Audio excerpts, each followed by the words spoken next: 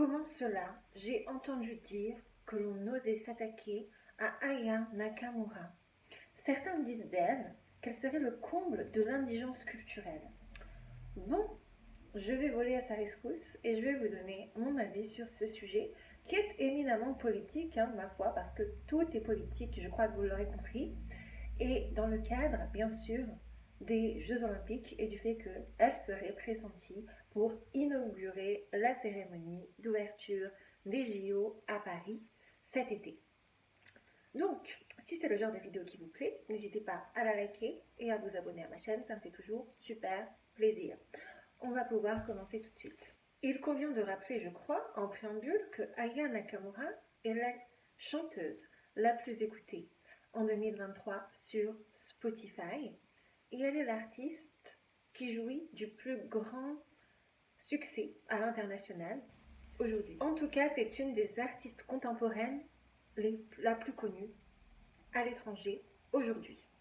Alors vous savez, je regardais il y a quelques jours une émission sur Arte et il y avait un chroniqueur dans cette émission qui se laissait aller à sa fantasmagorie d'une France rêvée, d'une France qui n'existe plus, nous disant que oui, mais vous savez, la France ne compte plus de ces artistes d'envergure internationale, tels que Charles Aznavour. Charles Aznavour, grand artiste français, bien sûr, d'origine arménienne, soit dit en passant.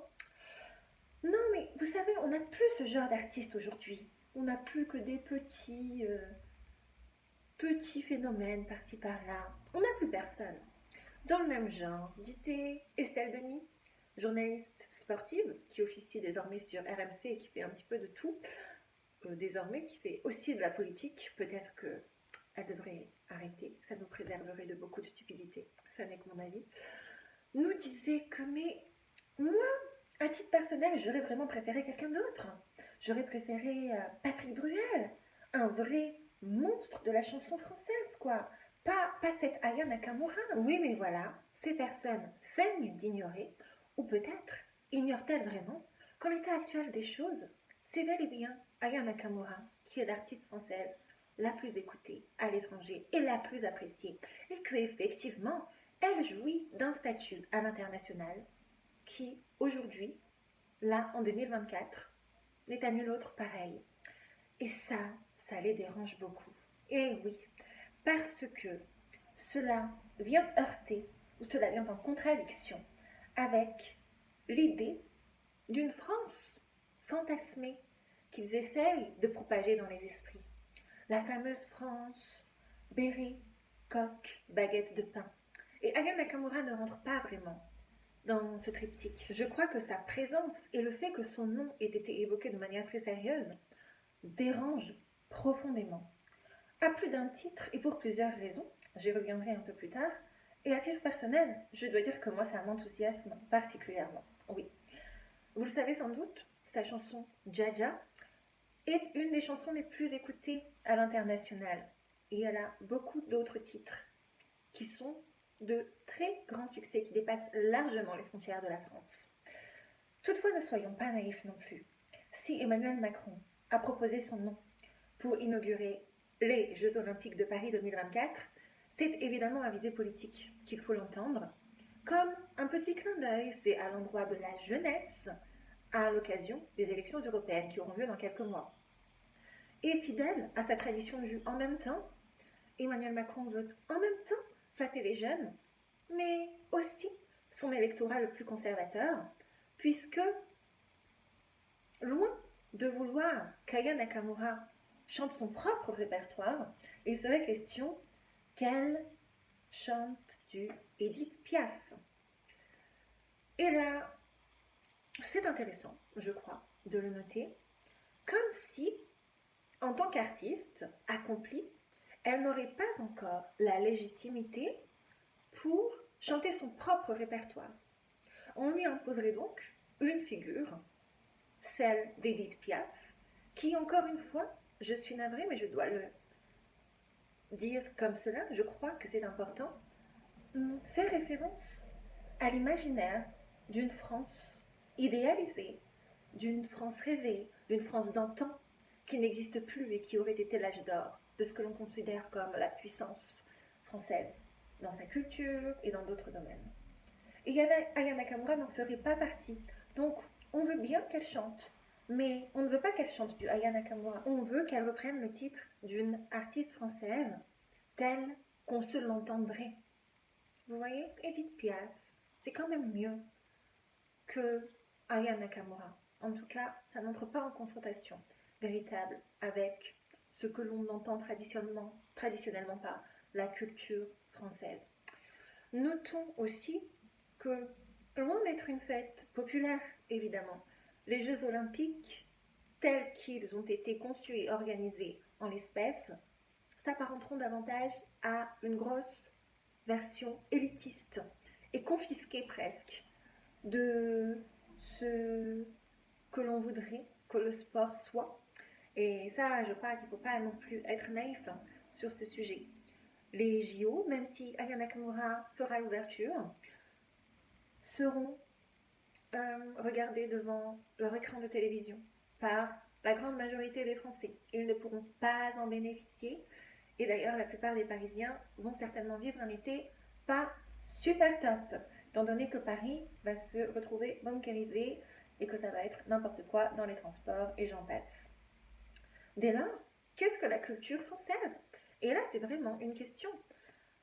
Il y a des personnes qui considèrent que certains artistes, certains sportifs contemporains n'en feraient pas partie. Et c'est la même chose avec Karim Benzema, par exemple. Alors, moi, si vous n'êtes pas au courant, je suis une grande fan du foot, parce que mon père aussi adore le foot et c'est lui qui m'a transmis sa passion. Karim Benzema est célébré partout à l'étranger. Il est reconnu pour son talent incontestable. En revanche, en France, il y a toujours une petite présomption de culpabilité autour de lui. Karim Benzema ne serait pas vraiment un bon Français, Karim Benzema ne chante pas la Marseillaise. Oh là là, c'est la même chose pour Aya Nakamura. Ils sont célébrés partout ailleurs, mais en France, cela pose problème. Mais l'art n'est pas le conservatisme. L'art, c'est aussi l'innovation. Et à ce titre, elle s'inscrit parfaitement dans cette lignée-là.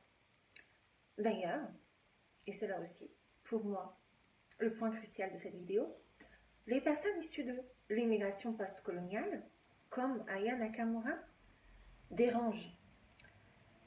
Parce que il y a cet imaginaire français d'un pays figé qui n'aurait pas évolué, qui voudrait que nous, et je m'inclus dedans, évidemment, parce que moi aussi, je suis originaire de l'immigration postcoloniale, que nous restions discrets, que nous restions à notre place, que l'on rase les murs, et que surtout, nous nous montrions reconnaissants de ce que ce pays nous apporte. Il y a aussi le fait que Aya Nakamura vienne d'un quartier que l'on dit populaire, désormais dans le langage courant, de région parisienne, et qu'à plus d'un titre, elle en est en quelque sorte l'étendard, que ses mélodies, que son art sont irrigués de sa culture diverse, que le fait qu'elle mélange dans ses paroles le français et l'argot et des dialectes venus d'ici et d'ailleurs, montre qu'elle est une artiste qui s'est enrichie de toutes ces cultures. Et ça dérange profondément certains conservatismes. Changer les choses à travers l'art ou des revendications multiples? Certainement pas. Contentez-vous de rester à la place que l'on vous a attribuée et contentez-vous de faire profil bas. C'est un petit peu ce que l'on nous dit à longueur de journée. Aya Nakamura n'est pas docile, elle ne s'excuse pas pour être la personne qu'elle est.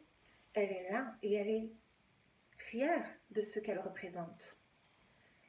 Et ça vient heurter beaucoup de personnes qui n'apprécient pas que cette jeune femme soit elle-même et qu'elle soit à la place où elle est.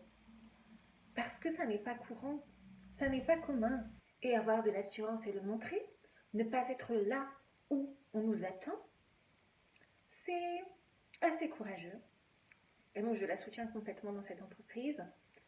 Et je crois que ce serait bien que de plus en plus de personnes prennent exemple sur cela et osent véritablement affirmer qui ils sont. Évidemment, ça provoque des remous dans une certaine frange conservatrice, comme je l'ai dit, un petit peu nébuleuse, un petit peu raciste. À cet égard, de sur quoi je crois vraiment que l'on peut parler pour faire référence à cette polémique, hein, parce que c'en est une qui a été créée et montée par notamment les personnes du groupe Bolloré. On peut parler de misogynoir, un mélange de sexisme, de racisme, de classisme, qui fait que être une femme noire, une chanteuse accomplie, sûre d'elle-même, ça n'est pas la vision de la France que l'on veut ou que certaines personnes tendraient à vouloir mettre en lumière. Elle est un peu au carrefour, elle est un peu à l'intersection de toutes ces luttes contre l'oppression, pour l'émancipation, contre l'oppression d'un système qui voudrait que l'on reste petit et que l'on n'affirme pas tout l'étendue de notre potentiel. C'est la raison pour laquelle elle subit des attaques si virulentes, les attaques d'une caste qui ne veut pas voir les changements à l'œuvre dans la société française.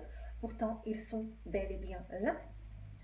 Que cela leur plaise ou non, c'est la même chose. Ils sont là, ils sont à l'œuvre. Et je crois qu'ils sont en voie de prendre de plus en plus d'ampleur parce que ces personnes sont animées profondément en elles-mêmes par la volonté d'exclure plutôt que celle de rassembler. Donc vous l'aurez compris, moi je suis une fan de Aya Nakamura. Je l'écoute plus trop maintenant, mais c'est vrai que quand j'avais 22, 23, 24 ans, je l'écoutais tout le temps. Et j'adore ses chansons.